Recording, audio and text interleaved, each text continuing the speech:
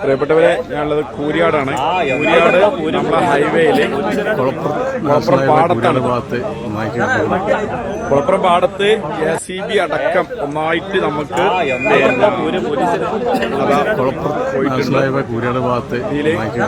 പിന്നെ സർവീസ് റോഡില് നോക്കുക, 2-3 വാഹനങ്ങള്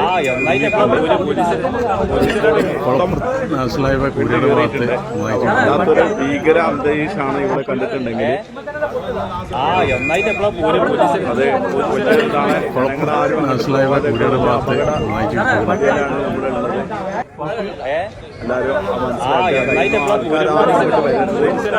അത് അറിയിക്കാണ്.